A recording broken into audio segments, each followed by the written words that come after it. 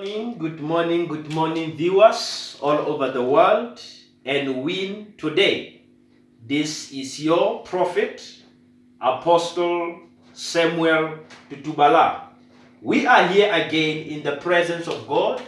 By the grace of God, I invite you to watch this video, to watch this message, to listen to this message because you are appointed by God, you are called by God to be under the power of the Holy Spirit. Last week, we were talking about the revelation of Jesus Christ, part 1.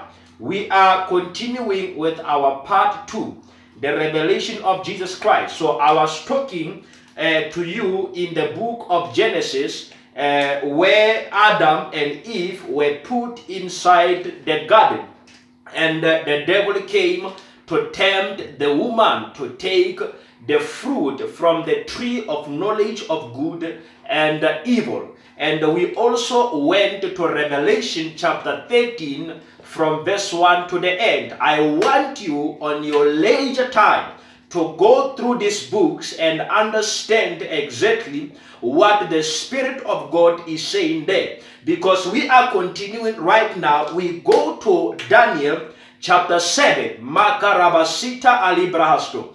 Because of time, I'm not going to read from verse 1 to the end, but I will allow you again on your time to go through Daniel chapter 7 from verse 1 to the end. I will just go through this book as the Holy Spirit lead me. Glory to God. Glory to God. Because we have to pray. We have to pray today. I must pray for South Africa. I must pray for the whole world. Glory to God. We are talking about the revelation of Jesus. And in Revelation, we were talking about the number of the beast, which is 666. The number of the beast. The Bible, when you read Revelation chapter 13 from verse 16, it says something will be required for everybody, everyone small or great, everyone rich or poor, everyone who is free or slave. Something will be required, and this will be required. No one will be allowed to buy. No one will be allowed to sell without the mark of the beast. Makarabasita. The Bible speaks about the name of the beast, the mark of the beast, and the number of the beast. And the Bible says it is the number of men, which is 666. Now, when we go to Daniel right here, if I am to read with you from verse 1, if I'm looking at verse 1 right now, I'm not reading it, but I am explaining. The Bible says Daniel was in his bedroom. He was lying down during the night to sleep. And the Bible says he began to see visions in his dreams. Listen to me. Vision inside the dream, which means you can see the vision of the night inside your dream. Glory to God. The Bible says he was lying on his bed and he began to see this thing. The Bible says he began to see a great 4 beasts. Glory to God. He saw 4 beasts in verse 2. He saw 4 beasts coming outside the water. Each of these beasts were different from one another. And if we are to explain this in verse 19 of the same chapter, the Bible says these beasts are different kingdoms. Glory to God. Makarabasita riamasato. Rikamande ketura basita alibrahaste. Lakura basate erikaba. Verse 17. The Bible says these 4 beasts represent 4 kingdoms that will arise from the earth. 4 kingdoms that will arise from the beast. The beast, when you see a beast, it represents a kingdom. Glory to God. Every continent is a kingdom. Every country is a kingdom. Now you need to understand something. When we go to verse 4 of the same chapter, the Bible says the first beast was like a lion with eagle's wings. As I watched, its wings were pulled off, and it was left standing with its 2 hind feet on the ground like a human being. Note that. And it was given a human mind. Marabosaka. This kind of beast, viewers, it was able to stand like a human being, and it was given the mind of a human being.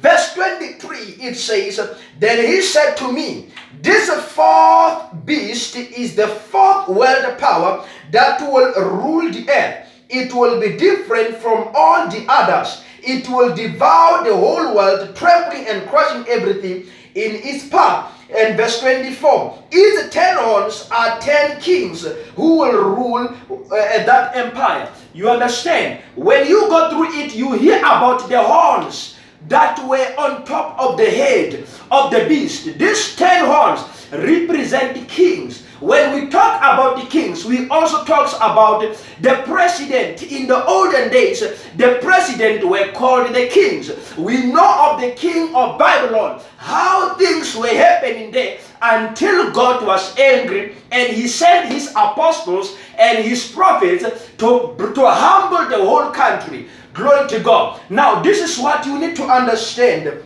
child of God. When we go to Revelation chapter 13, the Bible is telling us that the people who belong to the world were worshiping the beast. They followed the beast to worship him. Because why? Their names were not written in the book of life. If your name is not written in the book of life, you will be forced to receive the mark of the beast. Even if your name is written in the book of life, you will be forced, because the Bible says no one will be able to buy, no one will be able to sell without the number of the beast. But you need to refuse, because your name is registered in the book of life. Listen to me. I want to stop here because of time, because I have to pray with you. I have to pray with you. You are not going to receive the mark of the beast. The Bible says this number represents the name of the man called the beast. Let me tell you something. Your faith is rising right now as I speak to you, because I feel the power of God where I am standing right now. I feel the mighty presence of God, and that presence of God is touching you wherever you are. This presence of God is entering your house. Whatever you are suffering in this lockdown, let me tell you something. I see angels in your house. They are there to support your position. I see angels surrounding your life. They are there to support your position. Continue in prayer. Continue to study the word of God, because your heart is your prayer room. Your heart is the altar of prayer. Your heart is not in lockdown. Continue to engage with God in prayer. If my people who are called by my name, they will humble themselves and seek my face. God says, I'm going to heal their land. I'm going to destroy every disease and sickness that is in their life. This is what you need to do as a child of God. Christians all over the world, arise and shine. Arise and shine. You are possessing the mind of Jesus Christ, not the mind of human beings. The Bible says the beast possessed the mind of a human being, but you possess the mind of Jesus. Jesus will always talk about the kingdom of God. You are connected to the kingdom of God. You are a citizen of heaven. Glory to God. I want to leave you here in the presence of God. I want to leave you in faith. And I pray to find you again in faith until we meet again. Blessings are coming in your life. And I know we will meet one day. I know you will come to my ministry and we will worship together. Those that God is raising to support me financially, I know God is talking to you right now all over the world. I know we will meet one day. I know you will do the assignment that God has given to you. That financial support, this is what you are going to do. Don't stop paying your tithe. Don't stop giving your offering. All my members, wherever you are, God is with you. Continue to support me financially, because I am here in prayer for you. You will never die. You will live and proclaim the goodness of God in the land of the living. I leave you in faith. I pray to meet you again in faith. Good morning and win today. Shalom. Shalom. The peace of Jesus Christ. Hallelujah. Goodbye.